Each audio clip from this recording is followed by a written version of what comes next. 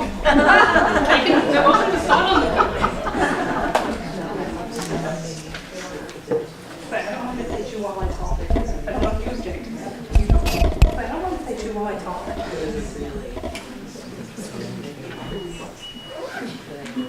Hi everybody, thank you very much for coming tonight. We appreciate seeing Kiranada's people, that's wonderful. We'll give you something to say about her, and it's all nice, I promise. Kiranada, a local fiber artist and our library meditation teacher, I can read, I swear, is off to New Zealand in 60 days to sit quietly on a cushion for a year, something I could never do.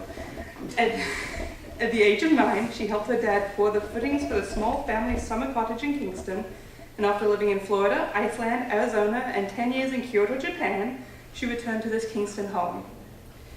She is the author of The World of Rosome, Wax-Resist Textiles of Japan, and we do have the book here in the library, and it's actually on the back table if you guys want to look through it. And she has shown her fiber artwork in multiple exhibitions here and abroad, and we do have one of her textiles in the small conference room as well.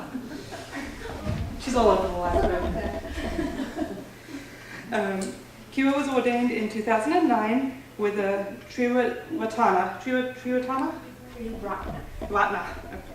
Buddhist order in the mountains of Spain. She coordinates the contemplative arts of Ayurveda. She just wanted me to say all kinds of hard words today. Buddhist Center in Newmarket, New Hampshire, and teaches Japanese surface design at the Massachusetts College of Arts and Design in Boston. She is just delighted to share her solitary year with us tonight.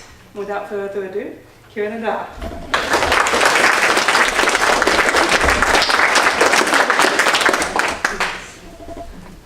Thank you for coming. We have a couple yoga groups here, I know. We have a few relatives, and we have a good contingent from Aryaloka Buddhist Center here, and a few more people are going to be sitting in the back, I'm sure. I was running a little late coming tonight because I was home making reservations, airline reservations, before we went into the next month, and they might be more expensive. And it was for this trip to New Zealand. I'm able to use a microphone if any of you have trouble hearing me. Would anybody, especially in the back, like me to use the mic? Okay, I'm going to do it.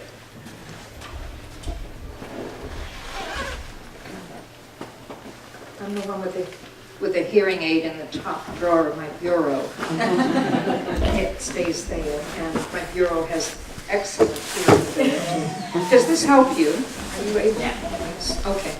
I said, when I was speaking into it, I thought, it doesn't make any difference, you know, and they said, no, it's better. It's better. So. Everyone who talks to me says, oh, I really want to speak with you when you come back from this retreat. And I always say, yeah, I do too. I have no idea if I'll have anything to say. So even as I was washing the dishes this afternoon, I said, it's better that while I'm still in the mode and still able to talk, I should show up here and share what I have with you now. Because who's to know what's going to happen when I come back from sitting on a cushion in this little hut for a whole year. Why did I ever say I would do this? Now I'm committed and I have to show up. So I have some things to share with you, some notes here.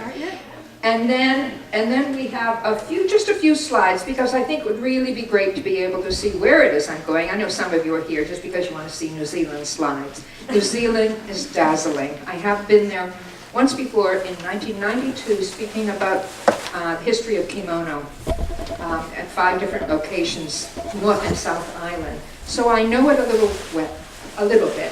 And Amanda and I, my wonderful daughter, she's going to put her hand up so you see her. Amanda here, and I had a New Zealand or Kiwi roommate when we returned to Japan in 1983, was it? Or was 86? 85, thank you. She keeps me online.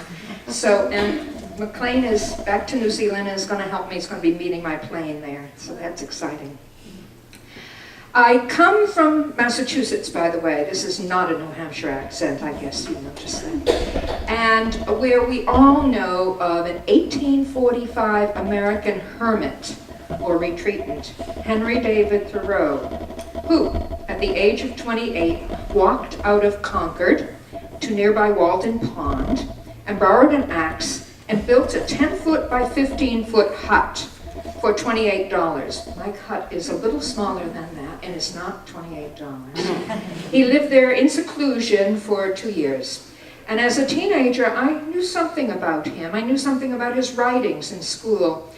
I'm from Lynn. We were just discussing this with my relatives. And I did hear about Henry David Thoreau in Lynn. I can't imagine that. But I had read some of the things that he had to say. The masses live lives of quiet desperation.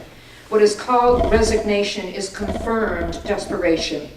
I myself, he said, want to live an intentional life, to live all my years to the fullest. And here I am following through on that too. When asked why he wanted to be so antisocial and retreat from society, his reply was, I went to the woods because I wished to live deliberately, and not when it came time to die to discover that I had not lived. I remember saying this at age 19, soon after my father passed away. He was just 53 years old, and he's the guy that was pouring those footings on the house on 2nd Street with me. I said at that time, I really want to live an intentional life, and that kind of became my mantra, to live aware and awake, and I'm working on it still. Buddha advised his followers 2,400 years ago to go off to the forest alone, sit under a tree, and empty their minds.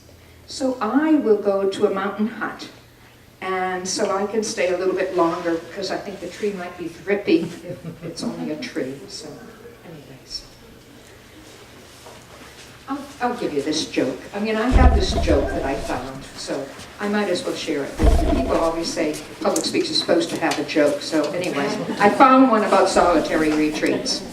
So there was this hermit who emerged from a cave after so many years of meditation, having achieved a mind of perfect calm and peace.